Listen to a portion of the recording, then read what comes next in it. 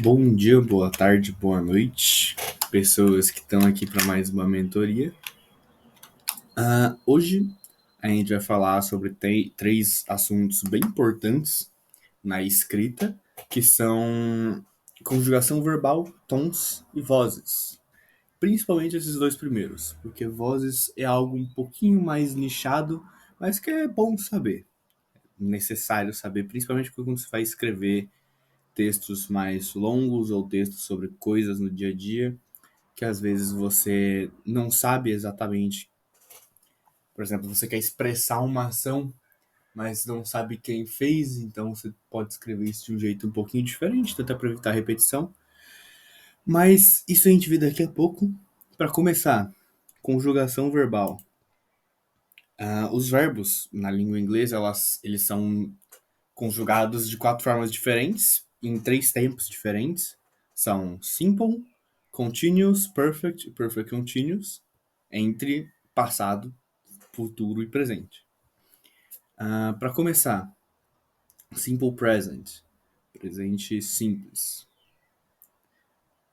A gente tem a estrutura, é o sujeito, depois o verbo, adicionando o S, caso esteja na terceira pessoa, por exemplo, he, she, eat, que nem eu falei numa das últimas mentorias. Como exemplo, I eat, she eats. Present continuous, que começa com o verbo to be, depois o verbo que você que vai estar sendo exercido, a ação que você vai estar tomando, com o sujeito no começo. No exemplo, I am eating, she's eating. Present perfect, que é sujeito, depois have ou has, e por último um particípio. I have eaten, she has eaten. Nessa questão do present perfect continuous, não só do present, né, de todos os tempos verbais, você vai perceber que o verbo eaten, ele muda um pouquinho. Todos os verbos vão mudar aqui, e isso é algo que você tem que tomar bastante cuidado, já ressaltei isso em algumas outras aulas. Tem uma coisa chamada irregular verbs, que são verbos que não têm um padrão para a forma como eles mudam. Então, basicamente, ou você sabe, ou você vai na sorte. Então, é bom vocês procurarem listas ou tabelas da forma como os verbos mudam no passado, no presente e nos continuous. Porque se vier algum verbo desse, você for escrever alguma frase imperfect, você vai ter que saber, porque não é algo chutável. Não é algo atingível pela lógica. Mas continuando, present perfect continuous é sujeito, have ou has been, mais o verbo com ing. I have been eating, she has been eating. Para deixar mais claro, o simple present ele é para hábitos ou coisas que você faz no dia a dia, verdades gerais.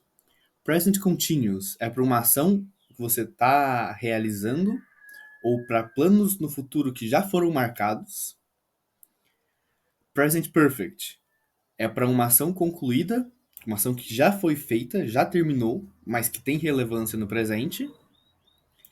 E present perfect continuous é para uma ação contínua, ou seja, que você começou e ainda está fazendo ela agora com ênfase na duração.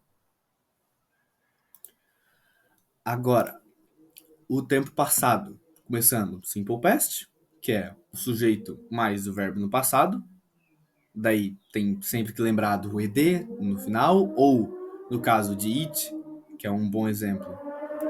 It é um verbo irregular.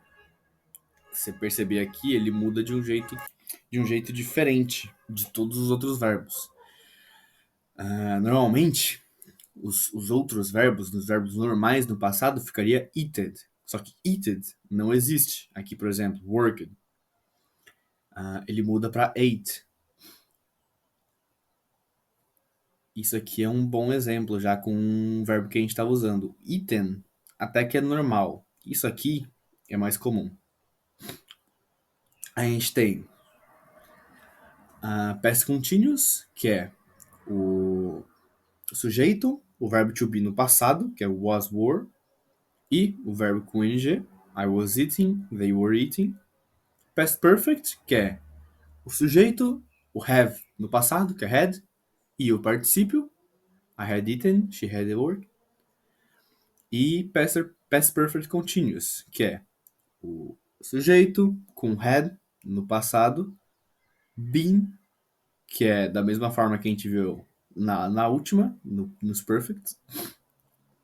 E por último, o verbo com ing. Ah, o negócio do ing é sempre legal lembrar que, dependendo da forma como o verbo termina, o ing ele pode ser adicionado ou pode substituir a última letra. Isso também é algo interessante de se memorizar, se encontrar um padrão para isso. E por último, das conjugações, a gente tem o tempo futuro. Opa, calma. Deixa eu explicar aqui. O Simple Past a gente usa para uma ação que já foi concluída no passado, já aconteceu. Past Continuous, uma ação que em progresso no passado, ou seja, se fosse dar um exemplo disso, I was studying at 8 p.m. Eu estava estudando às 8 da noite. Você estava estudando, é uma ação que progrediu, uma ação em progresso, você estava fazendo ela, mas foi no tempo do passado. Past Perfect é uma ação concluída antes de outra ação no passado. Por exemplo, eu estudei antes da prova. E o Past Perfect Continuous é uma duração de uma ação antes de outro evento. Ou seja, é basicamente um Past Continuous e um Past Perfect juntos. I've been studying for hours when you called. Eu estava estudando por horas quando você ligou. Eu estava realizando uma ação no passado antes de outra ação também do passado. E, agora sim, conjugação no futuro. Temos Simple Future, que o Simple Future ele é meio diferente, porque você pode fazer com will, o sujeito will, o verbo, ou você pode fazer com going to. Tem uma pequena diferença, que é will é para decisões espontâneas ou previsões, que você não tem exatamente certeza ou você acabou de decidir. E o going to é para planos intencionais, algo planejado. Você pensou antes de fazer. E para ambos a estrutura é a mesma. Na verdade, muda um pouquinho, perdão. No will é o sujeito, depois will, depois o verbo. E no going to é o sujeito com verbo to be, depois going to e o verbo. Continuando, future continuous é will be mais o verbo com ing, sempre com o sujeito na frente. I will be eating, she will be working. Future perfect, que é I, no caso, I, you, we, sujeito, will have, mais o particípio, que é a mesma forma dos outros, I will have eaten, she will have worked. E o Future Perfect Continuous, também, mesma estrutura dos outros, sujeito, will have been, mais o verbo QNG, I will have been eating, she will have been working. E para explicar um pouquinho melhor, o Future Continuous, os dois primeiros eu já expliquei, né? O Future Simple e com o Going to. Future Continuous é uma ação em progresso em algum momento no futuro. Por exemplo, I'll be studying at 8 p.m. Eu vou estar estudando às 8 da noite. Future Perfect é uma ação concluída antes de um ponto no futuro. I'll have studied by 10 p.m. Eu já vou ter estudado às 10 da noite. E o Future Perfect Continuous é uma duração contínua até um tempo no futuro. Ou seja, I'll have been studying for 5 hours by 10 p.m. Eu já vou estar estudando às 5 horas quando der 10 horas. Agora acabou a parte das conjunções, a gente vai para tons linguísticos, que basicamente define a sua atitude de acordo com o contexto que você está falando. Por exemplo, se você está numa reunião, você vai usar um tom mais formal, como é o caso aqui do primeiro, que é usado para documentos, e-mails, coisas profissionais, discursos acadêmicos. É o que você vai usar No Essay do SAT, pelo amor de Deus, por favor. Frase completinha, vocabulário mais chique, não usar tantas contrações como don't, wanna, going, gonna no caso. Um jeito mais culto de se falar. Tom neutro é um que você fala com, às vezes, estranhos ou pessoas que você não tem tanta intimidade. É um tom que não é tão formal, mas também não é informal. Uma linguagem clara, sem muita formalidade, mas também não exagerando nas contrações, esse tipo de coisa. O tom informal, normalmente é como se fala com seus amigos, conversas bem informais, você usa uma pancada de contração, uma pancada de gíria, e frases mais curtinhas, por exemplo, hey, what's up? Wanna hang out? Wanna hang out later?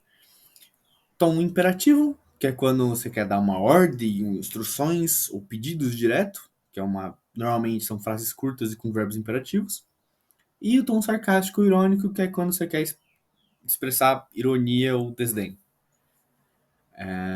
No caso, ironia. Não tem como explicar de um jeito melhor. E tons é isso, é bem curtinho. Indo agora para vozes, a gente tem duas vozes diferentes, que são voz ativa, active voice, e voz passiva, passive voice. A voz ativa é quando o sujeito pratica a ação.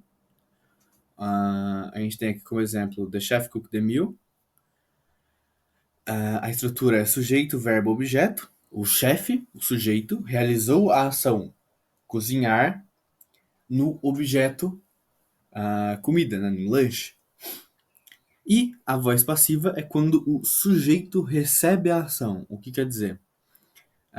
Basicamente, você inverte essa ordem. Vira objeto mais o verbo to be e o particípio. E, opcionalmente, você pode ou não colocar o agente, que seria o sujeito. Por que opcionalmente? É porque quando se usa a voz passiva, claro, pode ser só por uma questão de não repetição, mas na maioria das vezes é porque ou o agente, né, o sujeito, ele é desconhecido ou ele é irrelevante, que tem um foco mais no que foi feito e não em quem fez. E a gente tem como exemplo The meal was cooked. No caso, poderia terminar aí, The meal was cooked, ou pode continuar by the chef. E aqui a gente tem, para terminar, uma tabela de como ficariam as frases, no caso, uma frase na voz ativa para a voz passiva. Eu não vou ler todas, mas está aqui para quem quiser. A gente começar no present simple, she writes a letter, na voz ativa. Na voz passiva, a letter was written, opcionalmente, by her. Present continuous, she's writing a letter is being written by her, ou não. Present perfect, she has written a letter, a letter has been written. Meu Deus, é um trava-língua falar isso aqui tudo uma vez só. Mas enfim, quem quiser, tá aqui disponível para ler. Vocês podem pesquisar mais variações disso aqui. E por hoje é isso. Queria agradecer a todos que viram essa mentoria até o final, essa pequena videoaula. Lembrando sempre, não utilize isso aqui como sua única e principal fonte de estudo. Isso aqui é para você relembrar. Inglês, como toda outra língua, você vai aprender ela de fato falando, você vai aprender ela de fato ouvindo, escrevendo. É algo que mais prática. Óbvio que a teoria também é importante, principalmente para textos formais, como é o caso do SAT, que é o nossa principal motivação aqui. Mas se você vai fazer o SAT, quer dizer que você quer ir para fora. Se você quer ir para fora, você tem que saber falar, você tem que saber ouvir, que são duas coisas extremamente importantes. Então, espero que eu tenha conseguido ajudar, esclarecer um pouquinho melhor as dúvidas de vocês, alguma que vocês tenham.